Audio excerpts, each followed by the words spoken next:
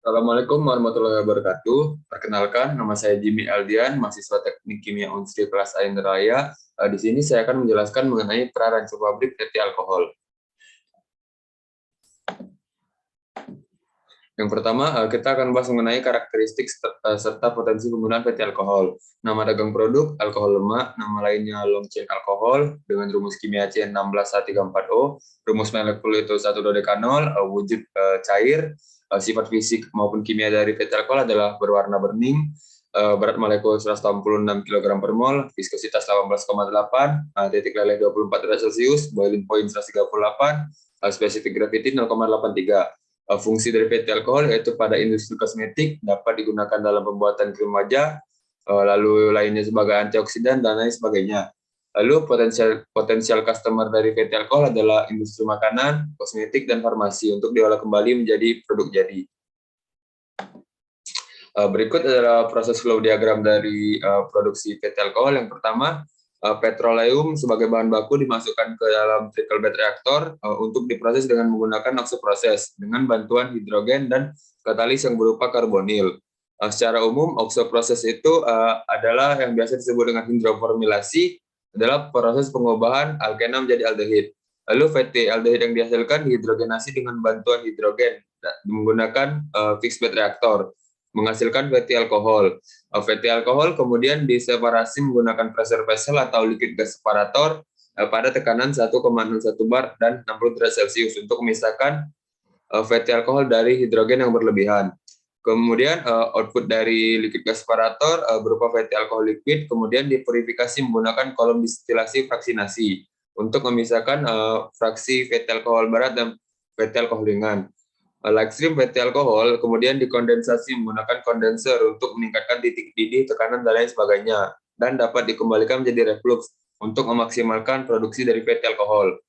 Kemudian heavy stream fatty alkohol memiliki titik didih dan tekanan terlalu tinggi, kemudian masuk ke dalam reboiler untuk pemanasan kembali dan untuk di recycle sehingga akan menghasilkan produk fatty alkohol yang lebih banyak. Next, berikut deskripsi proses yang saya jelaskan barusan. Berikut adalah data impor dan ekspor fatty alkohol. Data ini kita butuhkan untuk menentukan kapasitas produksi. Next, berikut adalah simulasi data ekspor dan impor 10 tahun ke depan. Next, nah, untuk menentukan data produksi kita membutuhkan kebutuhan fatty alkohol pada tahun 2030, yang mana kita dapat menghitung dari data impor dan ekspor tadi. Nah, dari rumus yang tampil di layar, saya mendapatkan rata-rata pertumbuhan kebutuhan fatty alkohol tiap tahunnya itu berkurang 0,6%.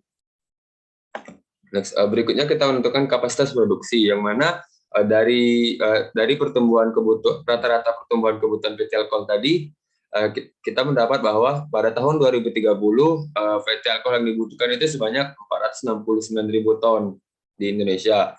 Lalu kita kumpulkan seluruh data yang didapat. Produksi di Indonesia itu sebesar 1.537.000 ton per tahun. Ini didapat dari data pabrik. Lalu ekspor pada tahun 2030 itu sebesar 2.997 sekian ton per tahun, didapat dari simulasi data. Lalu supply dengan rumus produksi ditambah impor pada tahun 2030 didapat 1.500 sekian ton per tahun. Lalu dari data tersebut kita dapat menghitung demand, yang mana ekspor ditambah konsumsi, ekspor 2030 ditambah konsumsi yang kita dapat, yaitu didapat hasil 3.400 sekian ton per tahun. Lalu peluang fatty alkohol pada tahun 2030 yaitu demand dikurang supply, dan didapat hasil 1.889.000 sekian ton per tahun. Lalu untuk kapasitas produksi, saya mengambil nilai 10% dikali peluang, yang mana 10% dikali 1.889.000 sekian ton per tahun, didapat kapasitas produksi yang akan saya dirikan yaitu 188.000 atau kurang lebih 190.000 ton per tahun. Mengapa hanya 10%? Karena mempertimbangkan dari perkembangan pasar dalam negeri maupun dari luar negeri, sehingga saya hanya mengambil 10%. Sekian penjelasan dari saya, terima kasih.